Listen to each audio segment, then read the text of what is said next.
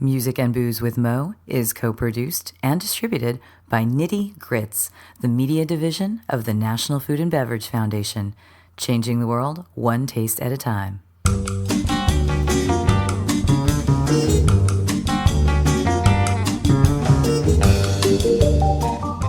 Welcome to Music and Booze with Mo.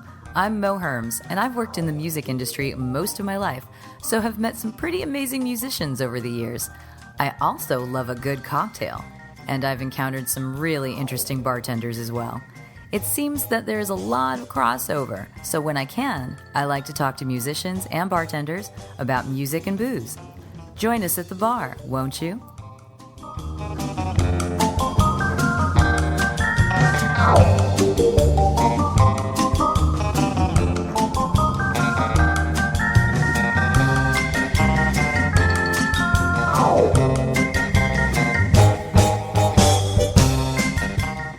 Music and Booze with Mo is brought to you by The Mermaid, a cozy neighborhood bar with an aquatic flair in the Little Tokyo area of downtown LA. Open 7 days a week, featuring tropical cocktails and snacks, The Mermaid also has a daily happy hour from 5 to 8 p.m. Follow The Mermaid on Instagram at TheMermaidLA to hear about upcoming events and check them out at themermaidla.com. Head to 428 East 2nd Street, Los Angeles, for a drink. I know things are getting tougher when you can't get the top off the bottom of the barrel. Wide open, roar my future now. It's looking fucking new. All I know is that I don't know. All I know is that I don't know nothing. All I know is that I don't know. All I know is that I don't know nothing. We get tough. So we have landed back in Southern California and are going to Palm Springs for this episode. I chat with Dave Castillo, who is the bar manager of Workshop Kitchen and Bar in Palm Springs, and also Truss and Twine, which is adjacent to that same spot. Same owner, same family, same wonderful, amazing cocktails. Well, different cocktails in each space. He actually also used to work at 320 Main in Seal Beach, which is an amazing bar. Kind of worked his chops in at some other spots, which we will hear about. But let's sit with Dave and talk about music, lots of music. Talk about, how to deal with bridal parties, showers that come in on the weekends, which is like so big in Palm Springs, as you can imagine. And just kind of the fun of making a new cocktail. So sit down and listen. Join us in sunny Palm Springs with Dave Castillo. So, let's do this interview thing. How about tell me who you are and where we are right now? My name is Dave Castillo. We're sitting at Truss and Twine, the bar I opened with the chef and owner, Michael Beckman, a little over 2 years ago. But prior to that, I've been helping him run Workshop Kitchen and Bar right next door. It's also an amazing space. About 4 years. My Michelle and I came as a team. So we're both assistant managers, we're both bar managers, and like I said, we've been helping out there for over 4 years, and now this has been open for a little over 2. Yeah, and so what inspired you guys to open this place up? Workshop has already established itself pretty quickly as being a fantastic place for drinks and food. It's true. Workshop is going on 7 years open now.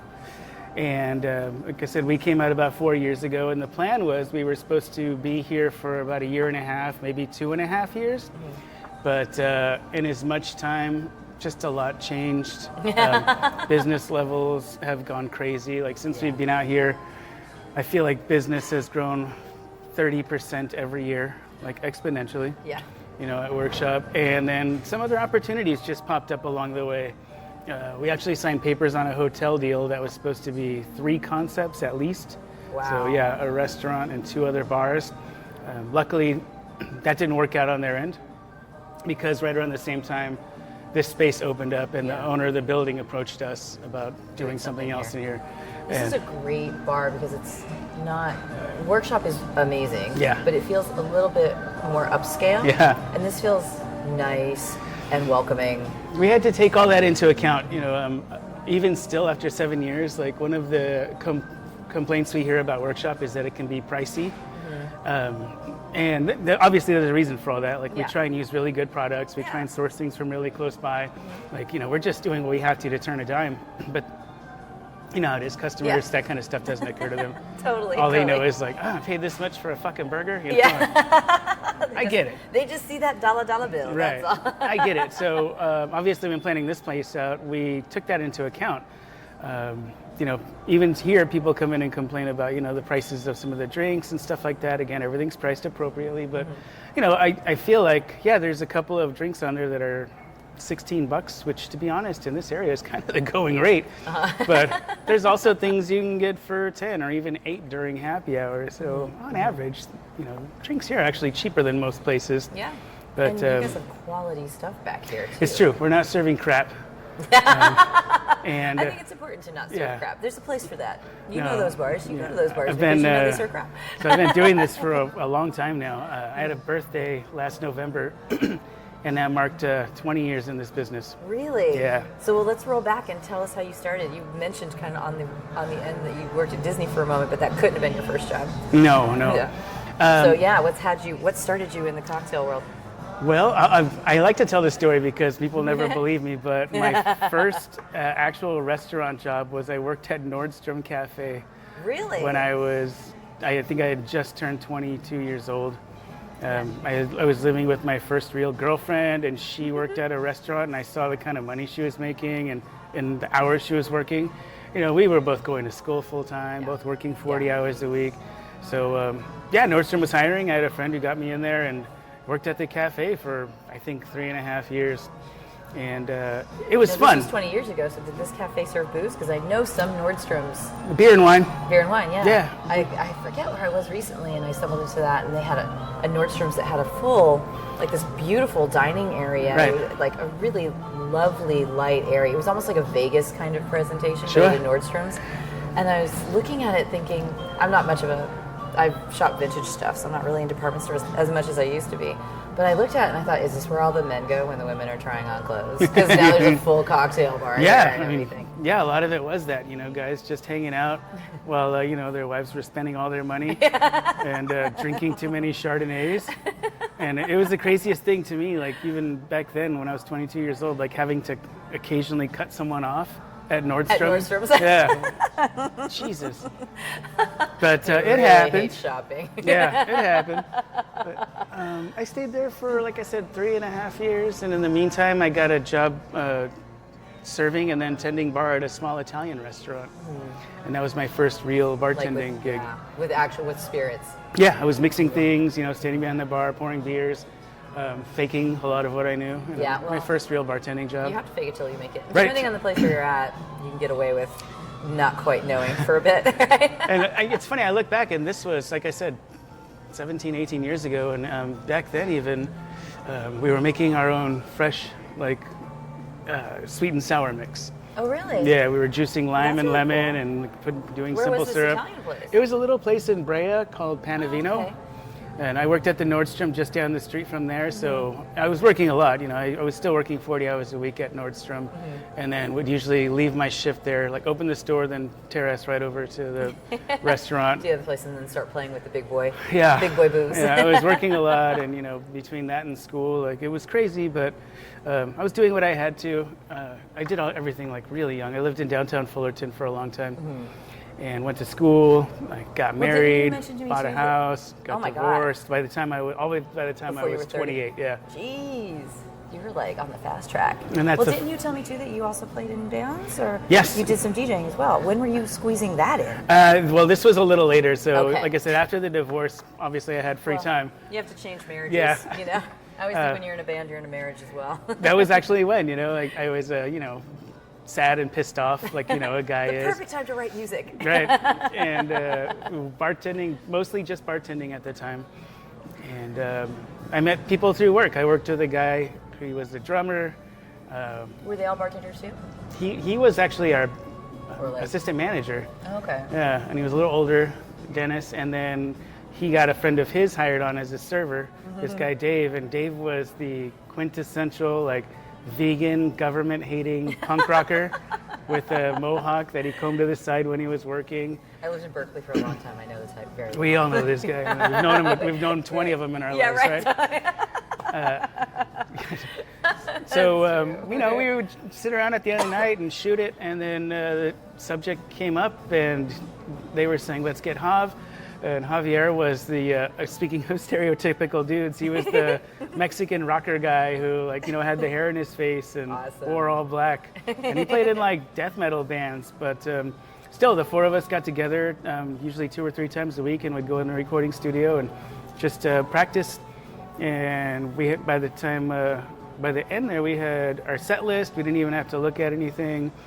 Mostly original songs. We did an Operation Ivy cover. Yeah. But I sang, and Dennis wailed on the drums. Dave, who wrote the songs, was the guitarist, and Hav, who was, I'm certain now, the best musician in the band. He was the bassist.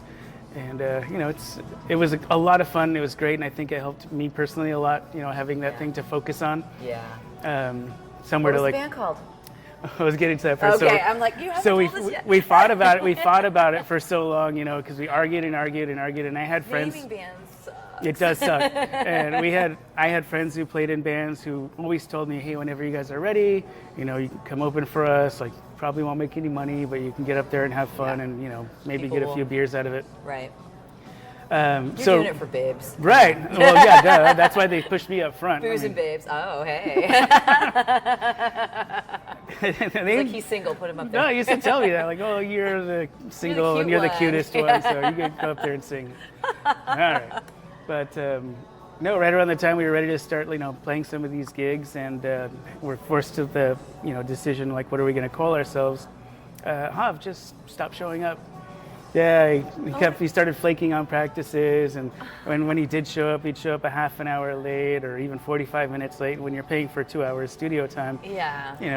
After a while I was like, hey man, I'll pay for your part, just show up, just trying to get him in there. Mm-hmm. And then he finally just stopped altogether, and everyone kind of lost their boner, and so that is the appropriate way to do it. Never actually even got a name. You guys never actually played a show. No, we never got to play a show. But you did get to kind of get your. I was a little bummed out. Get it out. Even though I first sang in front of people, I think I was 8 years old. Oh really? Yeah, I had a stepfather. He was a musician, mm-hmm. And I remember talking about this earlier. When I was a kid, my mother was very, very young. She was a month before 17 when she had me. Mm-hmm. There was a lot of crappy stuff that came along with that, but on the other hand, she was still cool into music. Right, yeah. So she taught me how to use a record player when I was 7 years old. And she told me as long as I did it exactly the way she showed me, I could play it anytime I wanted. And it was one of those big wooden console ones. Yeah. And it was all Beatles and Stones and Chicago and Santana and who else? But all that kind of stuff, and it was great. And so that's where it first came from. And then she met this guy, and they got together. And he was a musician. He was incredibly talented. He played every instrument you could think of. He was a drummer and played the piano and the harmonica and the saxophone, but he mostly played guitar. Mm-hmm. But he was a terrible singer. Couldn't sing to save his life. He had a horrible voice. And I think about it now, and this is how I explain it to people. Remember the great Joe Cocker song, You Are So Beautiful, right? Mm-hmm, mm-hmm. The very end where he tries to hit that high note. And he just doesn't. And it cracks and it's awful. That's how he always sounded. My stepfather. Sounded like that part of the song. Yeah, he just could not sing. An extremely apt description. I mean, it's very descriptive, and I completely get what you're meaning. Well, the thing about it, in that song, You Are So Beautiful, because it's Joe Cocker, it's endearing. You love it. Well, that's something we've talked about before, not you and I, but I've talked on podcasting with other humans, is that we live in an age at the moment where there's so much auto-tune and all of this that no one has to really. There are many singers that have absolutely no talent whatsoever, but they've been tuned to death, or things on TV when they do the live broadcast of whatever. But when someone has an authentic voice like that, these days it really, really resonates. Yeah. People notice it and they're drawn to it, but they may not be aware of why. I think it's coming back. You're I right. think so too. It's It'll been a stay trend where people want to hear. I mean, I'm not going to name names, but they want to hear this kind of crap. Yeah. And now, like when you do hear someone actually sing and they can actually sing, Yeah. I think you're right. You see people's eyes widen a little and go, "What the hell am I listening to?" People notice, and, Yeah. and it may not be. You're a musician. You love music, so you might be one notch above an average listening to the radio in a car person, because for a lot of people it's more backgroundy, and for some people it's much more involved. Yeah. So if their ears perk up and they notice that, they may not register exactly why just yet. It might take a minute for them to register why, but you get it. Yeah, yeah. I kind of wish I had heard your stepfather sing, do karaoke sometime or something. I don't think he would. Really? Yeah, so here's what I was getting at. I think Yeah, I was gonna even say, though it's he not to get to you, even though for him. he wouldn't admit it, I think he had an idea that he was a terrible singer.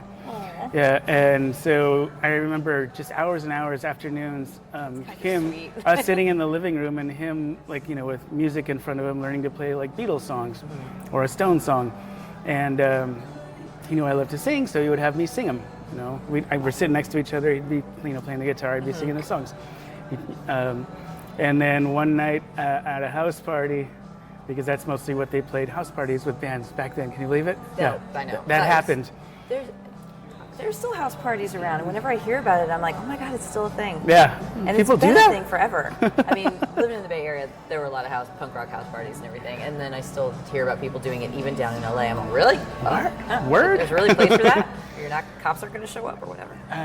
One night he was I remember the first song I ever sang in front of people. I was 7 or 8 years old, and someone asked him to sing it because they knew he'd been learning it on the guitar, and his band that he played with, they were all down, but none of them knew the lyrics. And so I got up and sang "Come Together" by the Beatles. Are you kidding me? I can only imagine. How old were you? I was 8 years old, I think.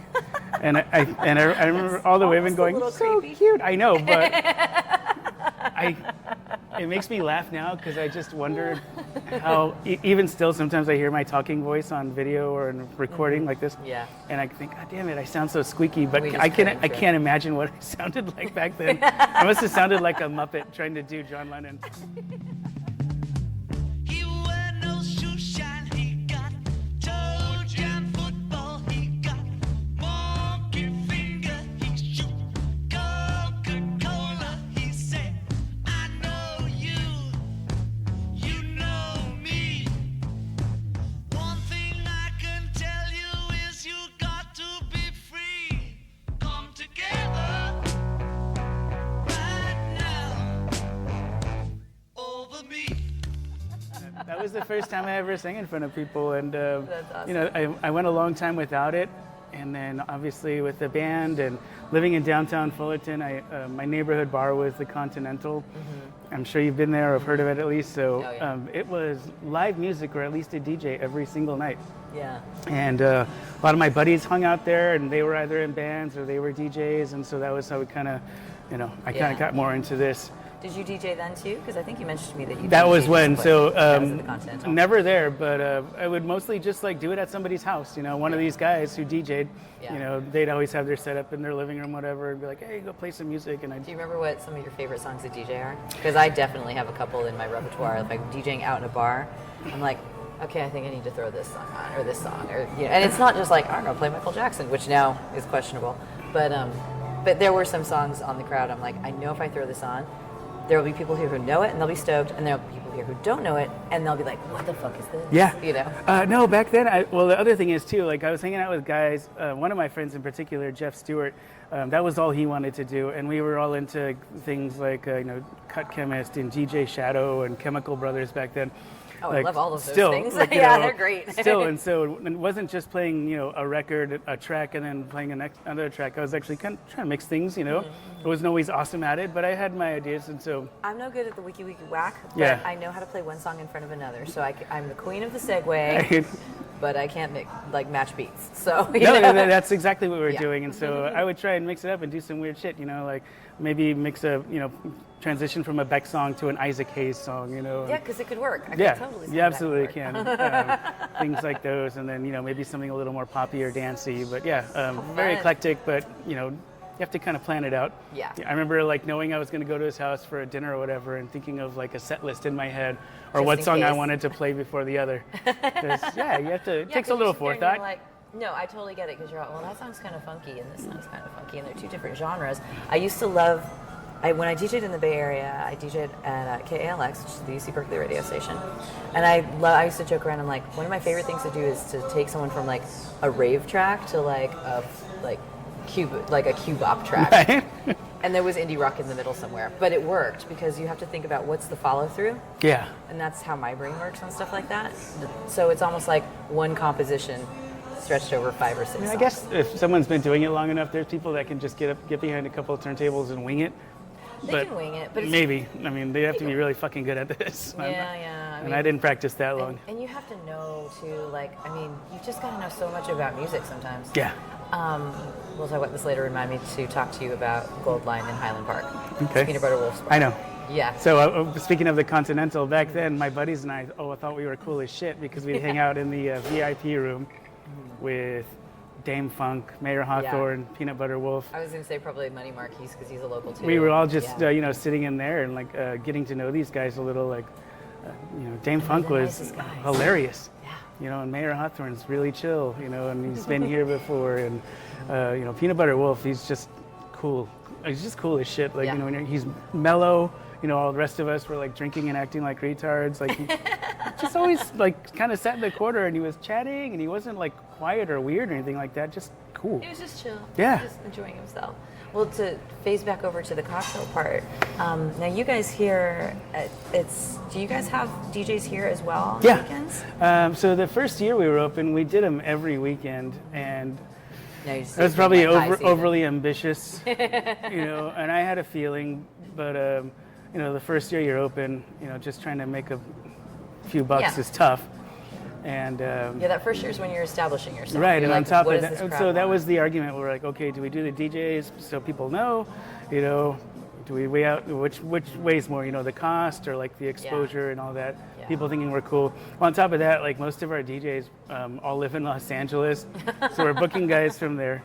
So it gets a little more pricey. Right, so on top of the money we pay them for the night, and a comp tab for drinks and a snack or whatever, we're also paying for a hotel room, and it was getting adds up pretty expensive. quick, yeah. So this year we decided instead of that, big weekends we knew it was going to be busy, special nights, special events, and we still have a lot of the same people play, some great people too. And it was funny, like when they first started coming out. Like Short Shorts came out, and I was like, I know you. Kelsey? Yeah, Kelsey. She came out one of the first I used to be a nights. little radio with her. She was one of the first DJs we ever had, and I was like, hey, goddammit, I know you. And then, a couple people later, Clifton was out here. I was like, Clifton, what's up? I've known the guy for 12 years, And then Brian Waters, and I was like, goddammit, like I know all you fuckers, But it was kind of great we because gotta get you to come out. yeah, It's familiar faces, and so Well, there's so much back and forth between Los Angeles and Palm Springs, just in general. everybody wants to come out here. Everybody's out here all the time. I know so many people who've moved to Joshua Tree and Right. Pioneer Town in the last just 4 years. It's crazy, right? Well, so I know the owners of the Tonga Hut down the street from you, and one of the guys who owns it used to play, if I remember correctly, he used to play with Cypress Hill, and so he's a music nerd. We talk about music stuff all the time, and when we were talking about the scene that is developed out here, the people who come back and forth, he goes, yeah, you know what I call Joshua Tree now? What? He's like, the Wild Wild West, Williamsburg. And I'm like, oh, Des! Oh, But he's not wrong. And I have dear, wonderful friends that live out that way. Right. But I'm kind of like, yeah, you kind of got to own it a little bit. You might as well. I But mean, at it's the same happening time, either way, right? yeah, it's happening, and at the same time, you know what? We can also benefit from it. Like, you might get some better staff in here than Palm Springs for years was not known for having anyone who wanted to make craft cocktails. They wanted to shoot meth. It's been tough. It's been tough. Even still, finding good people and keeping them is hard as hell. I mean, I was listening to your podcast with Jeff Cleveland the other night, and I tell people all the time, like, that's been one of the toughest things about it. And it took me a long time to figure out why, but it's becoming. Well, since I've lived out here, it's become more and more touristy all the time. Yeah. Like this neighborhood, the first time I visited out here, most of these windows and storefronts were boarded up. Oh, yeah. And I used now to come out here in the 2000s and in the summertime when it was like 2,000 degrees. Right. And you could pretty much rent out a whole boutique hotel for like $40 a night. It's crazy. You know? And we would just sit in the pool all day and have coolers of booze next to it, smoke joints floating around in the Right. water, and then when the sun went down, we'd put on clothes and like hit up the gay bars or something. Sure, you 'cause know? that's all there was, right? Yeah, totally. You know, that was about it. No, like, but so I figured it out, like, places, there was a small pool of talent. Yeah. They never needed to get bigger, because it was so seasonal. And so, and the other thing was, there was a lot of people who were from here, not knocking anybody, but Yeah. they hadn't really traveled. They hadn't been to other places. They didn't have, a gauge, Don't quite have the same worldview. Sounds even too big, but Right. Yeah. Like I said, not to sound like a pig, Yeah, no, but no. so yeah, they didn't have. I think the food and the drink scene. Obviously the staff is part of Yeah. that. It stayed mediocre at best for Yeah. so long because it didn't have to be better. Yeah. People were going to come either And way. people, I think most people were working at casino bars. Right. And casino bars is a whole different thing. Yes. Yes. So even still, I feel like some of the best employees I've ever had are people from elsewhere. Yeah. Like Yeah. Jeff, Yeah. or I had a guy from the Twin Cities, that worked with me for a long time. Kevin Carlo, he's from Boston. Yeah. I had a guy from kind of bigger cities where the Yeah, clientele expected more from you. Zimbabwe, Oh, wow. Yeah. Fancy. Jeez. Well, so you guys do have, you always have an amazing playlist in here too, like great music in here all the time. So this one goes back to the cocktails. Now, when did you first get the opportunity to start kind of being creative on your own? Like, because you've worked doing bartending for quite some time. When did you start to get, I get to make a drink now, I get to create As a this? matter of fact, that first little Italian place I worked Yeah. at, this was at the end of, the shitty drink era, and where everything was a teeny. Yeah, I was going to say, if you're 20 years, then you were like coming out of Right then, so we muddle our old fashions. At the time, which everything was a some teeny, people love. A teeny, some yeah. kind of teeny, mango teeny, apple teeny.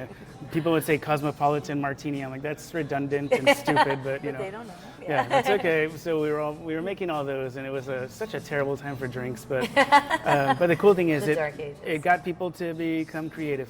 So that was the first time I ever came up with my first handful of original Of cocktails. cocktails. And they were teenies, of course. Yeah, well, But, you know what? You got to work with what Yeah. your clientele wants. And then I think I was at that place for about 3.5 years, and then I took off for a while. I worked a lot and saved up money, and like did some traveling or yeah, something. I went to South America. I lived in Buenos Aires for about a month. Oh, wow. Yeah, and whilst there, I I went hear their to ice cream is really great. everything's really tough. Yeah. That place is beautiful. That trip changed my life. But was down there for about a month, and whilst there, I traveled to Chile a couple times, hopped on a bus across the Andes to Mendoza, stayed there for a while. Yeah, tasted wines, ate some of the best food ever. My family's Colombian, so It's just wonderful. we know And South America. I'll get to Buenos Aires one day. I was only supposed to be gone for 2 weeks, but I loved it so much I stayed for a month and came back and didn't have either of my jobs anymore. Yeah. And when I got back, that was when I went to work for Disney. So And what were you doing at Disney? I worked at the Grand California Hotel. I was tending Were bar. you at Hearthstone? Yeah, I was tending bar at the Hearthstone. Oh, wow. I may have served you before. Maybe. Well, I do Dapper Day. Yeah. Are you familiar with that? It's a dress. Oh yeah, I know about it. Yeah, We're doing for like one of a year those and a half. days. Yeah. And I always stay at Grand California. Yeah, so, it's a beautiful hotel. Gorgeous. And it was it's great. That's obviously I definitely wasn't some hospitality there. I wasn't coming up with original cocktails, obviously, but Yeah. it was great. They treated us really well. I know, for bartenders anyway. For me, Yeah. it was like it was a I whole think new Disney, world. For the most part, anything I know, they treat their staff pretty well. So now you're here. In between here and there, Yeah. and this is really important. I need to point this out. I worked at 320 Main for about 5 years. Did you really? Yes. Oh, I know Jason and Rebecca. Jason and Rebecca are I didn't old, know really old dear friends of mine. So Jason and I have been buddies for about 15 years. I remember when he and Becca first met. Oh, wow. Yeah, I was out there when they first started dating. I was at And their they wedding. just went on their honeymoon finally. Right. And so I went there to go work with Jason because he needed help. And that's when I really dove into this whole. 320 Main is a fantastic bar. One of the main Anyone who reasons knows in Seal and Beach, it sounds it's like wonderful. I'm like kind of exploiting these places, but one of the main reasons I went to work for Disney was because I knew they'd pay for my sommelier schooling. So I did that while I was there. Yeah. And then when I went to work with Jason, I was like, okay, I'm going to learn classic cocktails. And just like the first time I started bartending, I realized I loved it and kind of ran with it. So, You know, one of the reasons I started doing this podcast was I just found this link. Well, it's a creative mindset kind of thing. Yeah. And I've just seen that, you know, a lot of people pick up bartending because, you know, they're in school. It's something they can, bartending or service, you know, being in the hospitality industry. They can work like 20 hours a week and make good money. absolutely, pay your bills, right? Help pay the bills. Hey, and buy a still have house. time, right? Still have time to do all this kind of stuff. But I've also seen, and of course I live in LA, Yeah. you know, so there's the Hollywood actor, server kind of thing. But I've known so many musicians that are bartenders, or maybe when they have sort of felt they're aging out of being in a band, they actually invest in a bar. So they become more involved. Yeah. And so it isn't just like, oh, I'm just doing this to pay my bills. It No. becomes like, I'm a creative person. I'm expressing myself with my guitar. I'm expressing myself with my drinks. So obviously for you, you're not playing music anymore. No, not usually. No, I have a drum kit at home that's, actually missing a couple You parts. must rock the karaoke though. Yes. And I don't do it that often, but I'll tell you what, I'm not going to lie.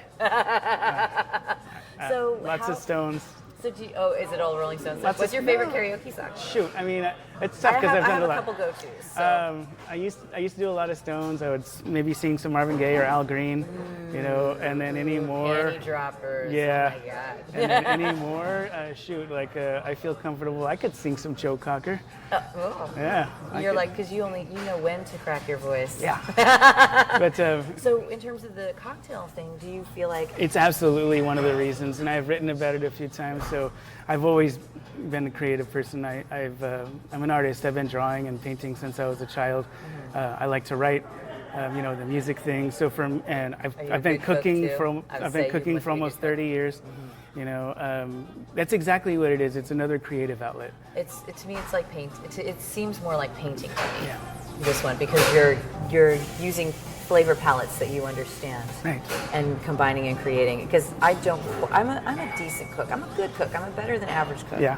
But I don't kind of instinctually taste something and in the back of my head can roll out, these are the other flavors that we can mix with this that would be magical, Someone might taste something and they're like, you know what we need to add here? We need to add a touch of olive oil and that will make it perfect. Whatever. In a it might be. cocktail. Yeah. And I'll be like, what, you crazy? And they put it in there, Excuse I'm like, me? this is delicious. Oh, they're like, well, we need a little bit of saline. I'm like, oh my God, see, you thought of that and I didn't. So what are some favorite concoctions that you've come up with? I just had a very delicious drink that I was told you actually came up with. Well, I wrote the menu, so all of the originals are actually This is the mine. game changer. Yes, with help from Michelle. She and I usually collaborate on things. And But it's super yummy because it's I feel like there's refreshing, this but has it's got trends. The little salt in there that I Yeah, really like. the cocktail world has trends like everything else, and I feel like the last few years it's been about something savory. Yeah. The sad thing about trends is a lot of people jump on board and do it for the sake of it without considering all the things you just mentioned. Like, does this work? Is this gross? Am I the only one who's going to like this? Because that's a big one too. And That is true. speaking of cooking or making drinks or singing in a band, you know what you like, but that doesn't necessarily mean that everyone else is going to like it. And so you have to kind of swallow your pride a little. But on top of that, like, this is business. Putting a it's drink true. on the menu that no one's going to like or get sent back 3 times a night, that doesn't make any sense. No, it makes no sense. And I feel like if you actually do balance it correctly, then it has its potential to be a classic. And that's it's just on your own the menu. main idea. It's always balanced first, no matter what else you're doing. And I tell people this all the time because people who work for me say, "Hey, I want to try something." I'm like, "Cool," but balance. Yeah. It's key. Like that's the most important thing. So you have this lovely sign over here by the bar that I'm looking at right now. This handwritten sign. Yeah. My boyfriend is someone who goes to a bar, looks at the menu, and then says, and he's the kindest, sweetest, most wonderful human being. He's amazing. But sometimes he's really indecisive. Yeah. And when he gets that way, I give him the look. And he goes, oh, Latina, she's giving me the eyes. I'm like, can I make a decision? And then he kind of laughs. So he turns to the bartender and says, well, what's your favorite? And the first time he did that, we were dating, I'm like, oh my God, never say that to them Right. again. It's such a stupid question. And he's like, well, and I understand where he's coming from. But to him, he's kind of like, well, I'm having a hard time, and I want to be polite and get their opinion on everything. I'm like, what you need to learn is they get that, but they want you to have what you want. do you want beer? Do you want gin? Do you want something? So I've been training him over the years. When I say like it's a stupid question, I'm not being a dick. Yeah. But it is a foolish question. Like when people do it all the time, they go, "What's your favorite?" And I have to smile and I have to make sure they know I'm joking. But I go, "What the hell do you care?" Because like that's exactly it. Because everyone has different sensibilities, And so but I think anyone who probably hasn't worked in hospitality isn't tuned in just doesn't think about that side of it. And I get it. And we have to be patient a little bit. It's just last night some guy asked me, "What's your favorite drink on the menu?" And I was like, "Are you gonna buy it for me?" Because I'm trying to get you a drink. Like I have no idea what you like. And when people ask me that, I always explain that to them. And I say, "What do you like?" I go, "What do you care?" Like, well, that's good that you. I have no idea what you like. Like, well, never mind what I like. Why don't you tell me what you like? No, that's perfect. Because I bet when you explain it to them, then they're like, "Oh, that totally makes sense." I'm not trying to be a dick. I'm just letting you know. So what is this sign that says, "We already know you don't like anything sweet. Why don't you tell us what you do like instead? You'll get a drink much faster." Yes. So whose idea was it to put that up there? I think it wasn't necessarily an idea. It hasn't always been there, hasn't it? Almost. Really? I feel like it's been there for over a year at least. One night I was just like frustrated. Maybe had a couple drinks in my belly at the end of the night, and I just wrote it on there because it's something we hear like on a weekend 20 times a night. Well, yeah, you probably get like 1 million bachelorette parties yes, here on the it's weekend. Been really awful lately. But what's worse than that, and I make fun of people, I joke around. It's how I get through my night. But they'll say things like, "I don't like anything sweet," and I tell them, "I know, it's the new gluten, right?" Yeah. Because people have moved on from that one, I can't do any gluten. Well, now I can't do anything sweet. Yeah, I know. Mm-hmm. And I feel like when people say that, like because they take so much pride, and I don't know. They get automatically like a little pissed off when you say things like "I know" or no one does, But on top of that, I think the reason I was so worked up that night is not only do we have to hear it so often, is people are kind of dicks about it. When people walk into the bar, and I try and train all my staff because it's a thing with craft cocktail bars. And acknowledge them. Like when people are walking in the door, even if you're standing all the way back here, I want everyone to say hi. Hello or hey guys. Make some eye contact. Something. Just let them know they're there.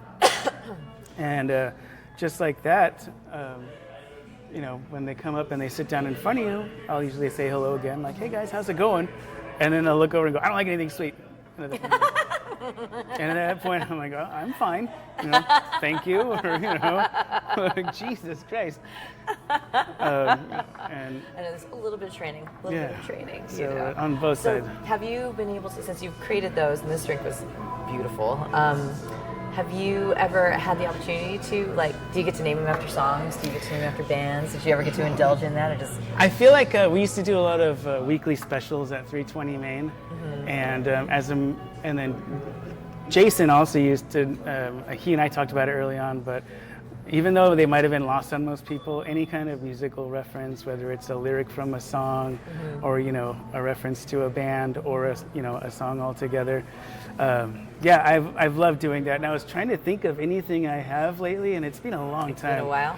Yeah. Well, this could be the inspiration you need. Yeah. You have it like a weekly special kind of thing. Or something. Absolutely. I was trying to think of I'm just going to put this in your head because, you guys get like Coachella's Overspill and things like that. When you've got those kind of little festivals coming on, there is the time. Well, what's funny about those, speaking of the festivals, Coachella is actually terrible for business. Is it really? Yeah. People don't say, "Oh, it's because they have all those pool parties." Well, on top of that, people don't realize this, but the venue's 45 minutes away. Mm-hmm. And you got to remember the audience too. It's mostly a lot of young people. So if you go for a weekend, you're in for $1,000 just for a ticket. So what are some of the biggest weekends Palm Springs has during Modernism? Modernism Week is huge, and basically our busiest time of year are where it's cold other places. So December, January, because everyone wants to come here because it's sunny and clear and 70 degrees every day. So there's really not a music festival here during that time. No, because they all come shortly after. Yeah. So now I'm feeling like this is another missed opportunity. Yeah. Start having a music festival in December. Why not? Or try and plan things here those weekends. It's kind of a bummer. Like I said, it's really terrible for business because everyone's there. Yeah. And room rates get really crazy. Yeah. That plus tickets, and then any penny they have left they spend on drugs. So they stay out there, and because like I said, it is 45 minutes away. Like they stay out there all day long because they have the energy to, you know. And then they get on their bus or in their caravan or whatever, and by the time they get back, we're locking the doors. Yeah, And to be I guess honest, that's like true. you know, the handful that do get here in time, like, Are I annoying look at them anyway. like, ugh, I don't know if I want you in here anyway. Like The they flower just, crown's all dirty and well, it's they just look falling like down. crap, you know. They're trashed or they're coming down from whatever, and I'm like, Well, if you don't have the musical cocktail, then we'll go over to my other somewhat standard question on these, which are the pairings. Like, I always want to know if there's like a certain musician you listen to when you drink a certain drink, or would you recommend, you know, certain kinds of spirits with certain kinds of music or artists or anything like that. oh man, I never even. And that could even, you could either say, this is what I think you should do, Yeah. or you can just say what you love doing, you know? Well, I'll tell you what. You're kind of punk rock guy. I am, but don't get me wrong. There's I not a know lot there's of a lot of music there's out not there, a lot of 'cause- music I don't like, and Yeah. it's Well, one of you were those chilling things. with Mayor Hawthorne, so I mean. Yeah, when I was younger, like I said, I mean, obviously you know what I was listening to when I was growing up, and So was Pabst. I went the gamut, and I still mix it up all the time. Yeah, the punk scene, and when I went to junior high and high school in Central California, the underground scene was all ska and rock steady stuff, you know, and that was cool because I had guys in high school playing in bands, and I was, you know, getting into bars, Yeah. you know, with my buddies' ID, so I could see like Checkmate or Let's Go Bowling play, you know. Oh, let's go bowling. Yeah, and it just like blew my mind.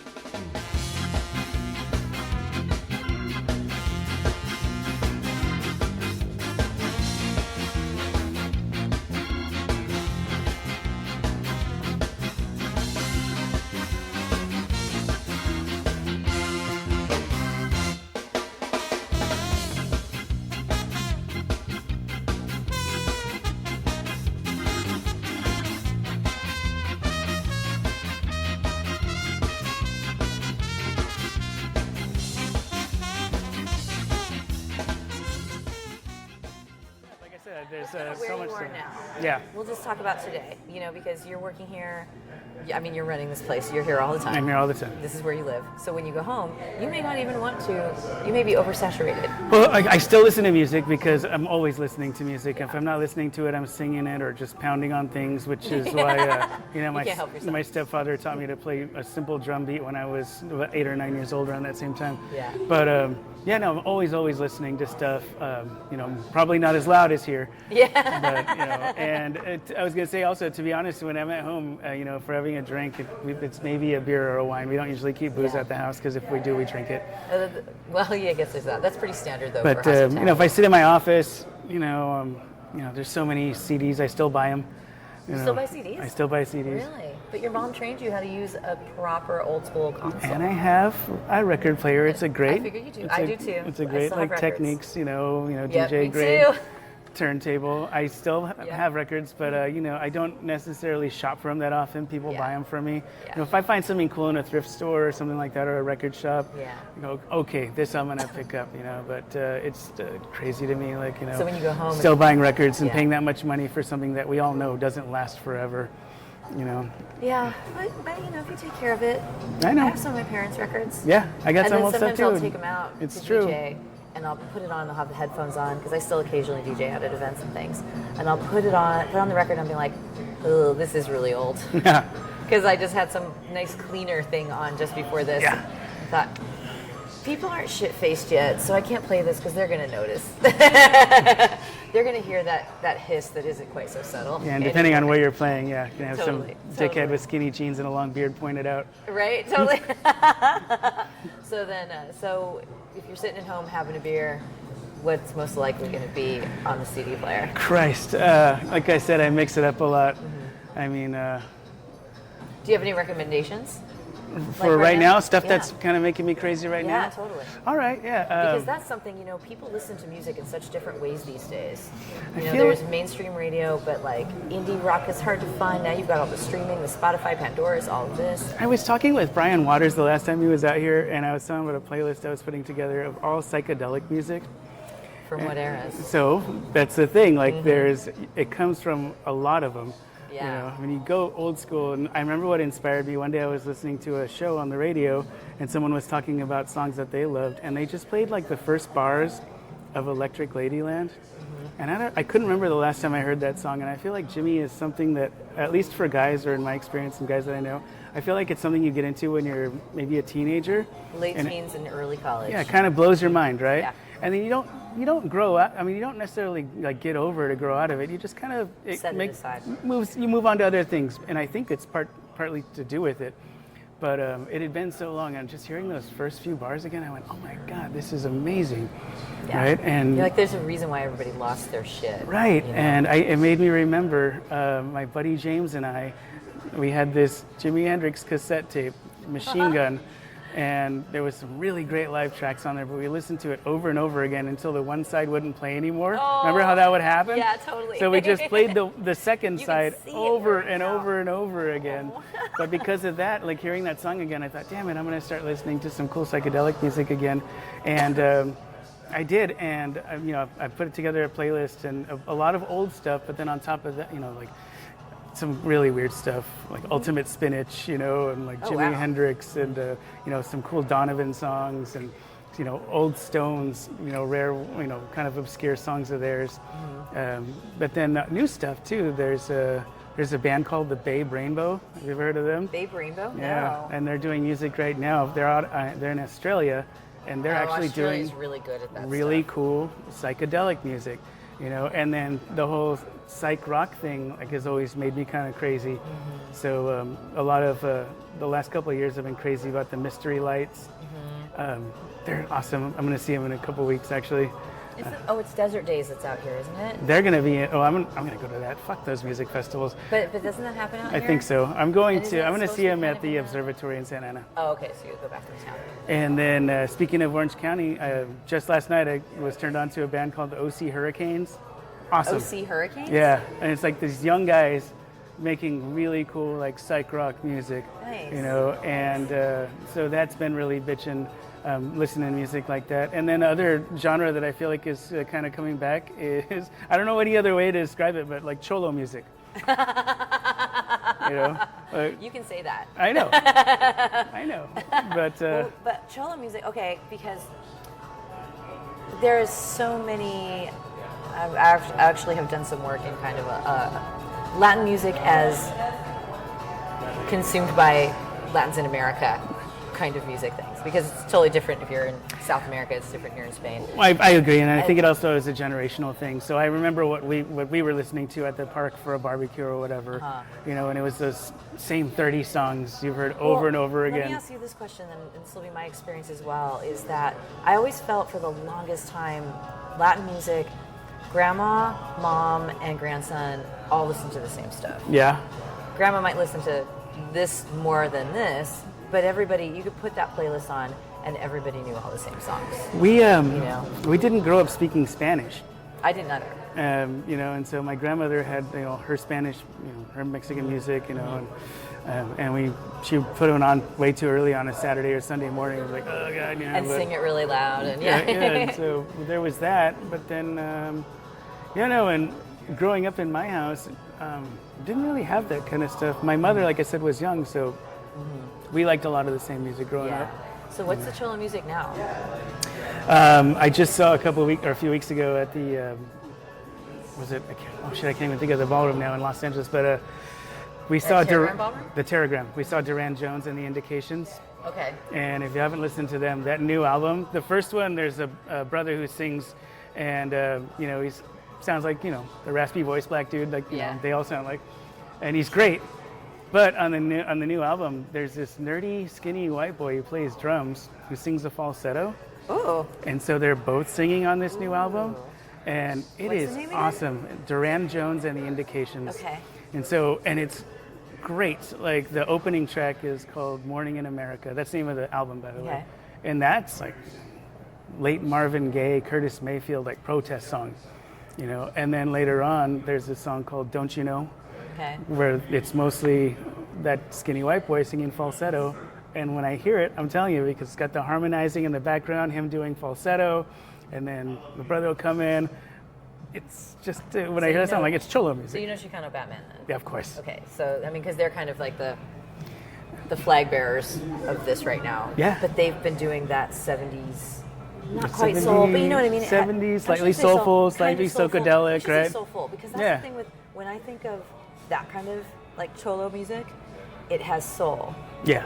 You know, it's a little bit of a different I kind. remember early on too, listening to it and going, I don't smoke enough weed to listen to this music. But Well, then it's kind of funny because I think about in the 70s, there was this kind of soulful, like Mexican. yeah. You found out the band, oh, they're a Mexican band. Oh, Cool, right? It's kind of funky, it's kind of this. You're like, oh, I didn't know they were Mexican guys from LA. That's cool. And then in the 80s, it was like freestyle. Yeah. Then everybody got synthesizers, and it was like all freestyle. And I've had that conversation with people. I'm like, okay, so some people think freestyle belongs in Latin, some people think freestyle belongs in pop, some people think freestyle belongs in R&B Yeah. or electronic dance music. Which does it belong in? It's all of the above. Yeah.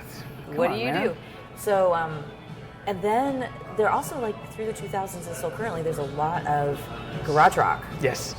Like, Mexican bands doing garage rock stuff in Espanol and not in Espanol. And Yeah. there's a great band in LA that I'm completely spacing out on the name of right now. They're brothers, I think. Right. Maybe two brothers and one other guy.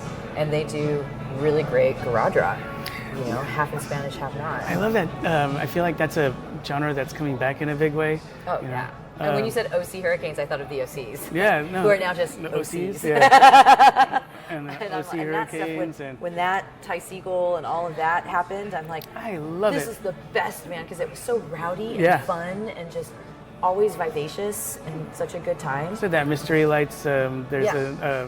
that's I know, exactly I the think kind I of have sound the I'm Mystery thinking Lights. I have to look you when I know, go home. and what is it? The Dead Heavens, like they're a little bit more metal, but still A little heavier, you but know, and the all those- Shivas, all you those know, dead and bands. like yeah, There's all so the dead many ones. dead bands. LA Witch, you know, and there's a bunch of cool stuff. How do you keep coming up out of on it being here in Palm Springs? So I've had people ask me that a lot, you know. Yeah. I have this really square buddy, old friend of mine, who like he was in the Navy, he was in Intel. He told me exactly what he was going to do when he got out. We've known each other for a long, long time, but he said he was going to go to a community college for 2 years and then transfer to a Ivy League school. It's exactly what he Which did. is the smart thing to do. He went to Santa Ana College and from there Cornell, and Wow. now he's a lawyer. Okay. Just a dickhead. But I remember like back then when he got to come back home, he would always hang out. We'd hang out every day. He was broke, you know. He didn't have any money because he was a college He's in student, college, you know. So I didn't mind, you know, whether it was lunch or coffee, which we did every day, or going out to drink and look at girls. But Yeah. one day we were sitting at the coffee shop we sat at every day in downtown Fullerton, and I was like, check it out, showing him like some tickets that I had gotten to go see a show or whatever. And he's looking at me, and he had this kind of poo-poo face on. And I could tell he was going to say something shitty, but he looked at me, he goes, you're like a little girl. And I said, what? He goes, with all your bands and your concerts and I was like, what the hell?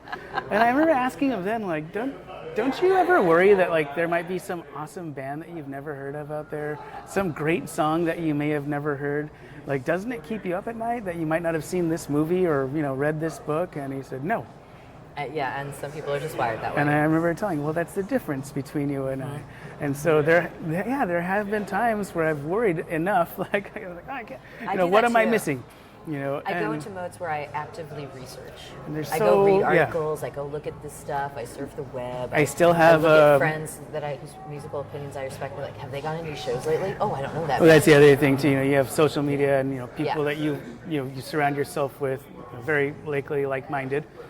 So they're also going to shows or they're Or even sharing if there things. are shows, like say at the Terragram, if there's a show that's sold out for 2 nights and I've never heard of this band, I'm like, I need to know what that is. What's going on here, right? Yeah. Obviously, people know about I it. still have a subscription to Rolling Stone. It's changed a lot over the years for sure. Yes. And now I think it only comes once a month. They've changed their Smaller. format. Yeah, they changed their format a whole lot. Yeah. Which bums me out, but I understand. People just don't read print anymore. No. So there's that. Like I said, social media. Before we opened this place, I had never even touched Spotify before. So right now, that's kind of exciting. Yeah. Because it's new to me. It's like DJing again in a way when you do stuff like that. Well, yeah, So like do I you said, do the playlist here, or are you one of the people who does playlists here? Yeah, I have a couple playlists that I put together there. Rachel Dean put some together for us when we first opened. And then aside from that, we have a handful of playlists or radio stations that we like to play based on, bands we like or even a song that we like. But we mix it up. I do all the music, all the playlists for Workshop next door. Oh, cool. I have since I came.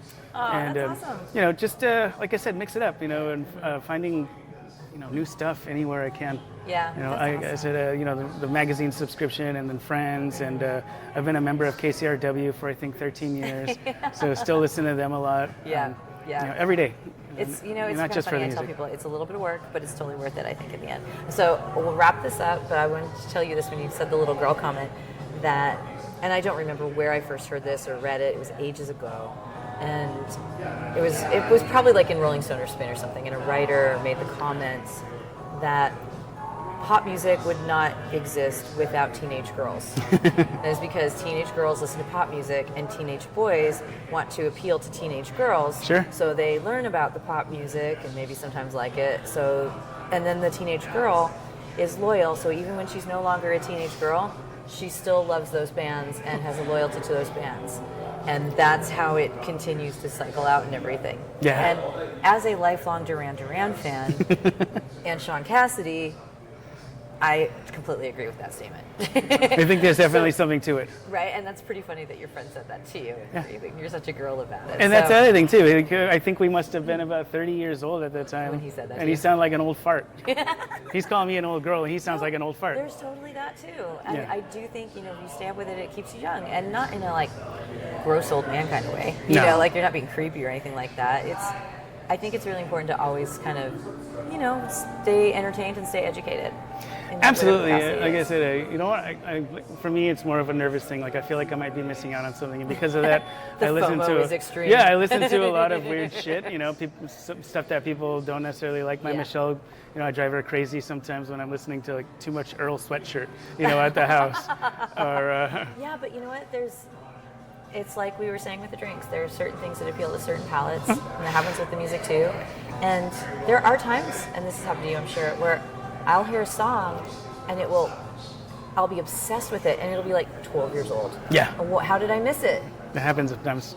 Or going back, like I said, doing that, psychedelic playlist, and because Yeah. you're playing You're with finding Spotify, gems. and every once in a while you hear a song, and you go, what the shit is this, and oh, that's why it's 50 years old. Well, sometimes I'll hear a song that's 50 years old, and it'll sound so modern. That happens a lot when I DJ out. I love to mix eras. Yeah. Because there's so much you can see who took cues from what, and I think it's so fun to do that because people who don't know love it, and then they find out, oh my God, that's a 40-year-old song, and you're like, yeah, isn't your brain blown right now? I love that's one of the best things. Speaking of being creative, is making these playlists, and it takes some planning, and you have to ask yourself, like, okay, because we like a lot of music and we like a lot of different songs, but that doesn't Yeah. mean they should be played in a bar or restaurant setting. Totally. And That's a people whole don't different vibe. realize that. They don't think about that, but super eclectic over there and here. Not as much here because we're not always playing playlists, but the one over there, like I was sitting there the other night for longer than I usually get to anymore during business hours, and just listening to some of the songs came on. I thought, this is funny, like a rap track from John Wayne, and then after that, I think it was like that there was some funny songs in a row. Father John Misty, and then an El Vi song came on, and then Shintaro Sakamoto, and I was like, I was kind of You're proud reveling of in yourself, it. yeah. I was kind of reveling in it because, even though they were such weird songs and such a strange progression, it worked. It still works. Yeah. Because it's a vibe. When you put together the right playlist, it's a vibe. When I'll go to my bar some night, I was at my bar one night with a friend of mine who's the frontman of this band that's been around since the 90s and everything, and he owns a couple bars. And we're sitting in there and we're talking. He came with his girlfriend or the girl he was dating at the time, and we're just talking. And he sat down and he's like, dig this song. All right, dig this song. And we had like kind of this. It was like kind of like a 90s girl doo-wop-y kind of list. Nice. We were just feeling our TLC. So then I put something together. I think I called it like Soulful Babes or something. I had this list on.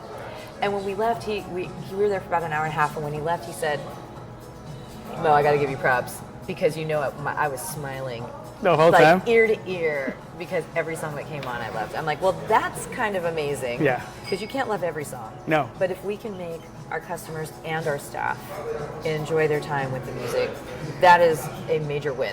A major win. Funny thing too, I feel like most people, they might sit there for 2 hours and it won't even occur to them. Yeah. And that's not such a terrible thing either. Well, because you don't want them to notice because it's bad. Right, because that's usually the only time people do say something is when Yep. they don't like it because people won't usually, and it happens maybe 3 or 4 times a year. Someone goes, man, the music's great here.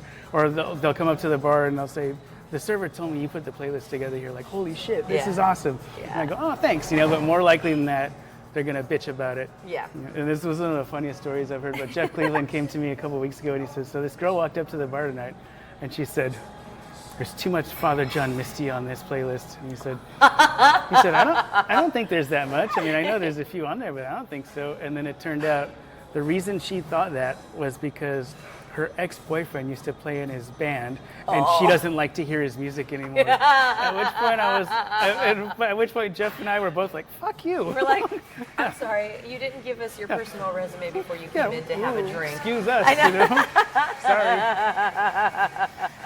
Well, on that, let's let people know what they should know about this place. You are Truss and Twine. That's right. You're next door to Workshop, but you are mainly Truss and Twine. I still have responsibilities there, but because this is the new baby, I spend most of my time here. I'm usually behind the bar 5 nights a week still. Cool. And so where is there, should we advise people about social media, anything like that? How do people find you? It's all How there. do people find that? Just look up Truss and Twine? Truss and Twine, yeah. I mean, we got them all, the Facebook. We have a great website, Instagram, All of the above. All the ones, yeah. Excellent. All the crap you got to do. I know, and you have to these days. But it's all good. People like to look at those pictures, man. Yeah. I love looking at those pictures. I'm totally guilty. Well, cool. Thank you so much, Dave. I so appreciate chatting with you. Nice to meet you. While we fly right over the love-filled sea, look up ahead, I see the love land. Soon you will understand.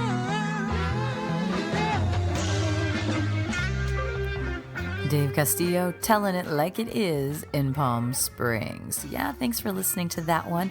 And as you might guess, he has a pretty cool Spotify playlist for you to listen to. So head on over to the Mo Herms Facebook page for Music and Booze with Mo. And I've got a link to his Spotify playlist right attached to this podcast. So you can go there, or you can go to the Podomatic page. But a lot of the stuff he was talking about during the course of this interview is there on that list. So you probably want to check it out because it's really fun. And extra thanks to Dave for just being so fun. It's, us California kids, we grew up listening to some of the same stuff. So we always have a good time when we chat. And I appreciate that you like to sit there and listen to us chat about it. Music and Booze with Mo is brought to you by Barkeeper, a head shop for cocktail lovers, located at 614 North Hoover Street in Silver Lake, Los Angeles. Stop by for barware, vintage glassware, a carefully curated collection of spirits, and one of the most impressive selections of bitters anywhere. Follow them on Instagram and Facebook for information regarding spirits tastings. That's barkeepersilverlake.com, and also in the Virgil Village neighborhood of Silver Lake, Los Angeles. Thanks for tuning in to our barroom chats on Music and Booze with Mo. For more info about today's guests and our Spotify playlist, check out my Facebook page, Mo Herms. Please subscribe to the podcast and feel free to tell all your friends about it. Lower your expectations and join us at the bar. Till next time, cheers.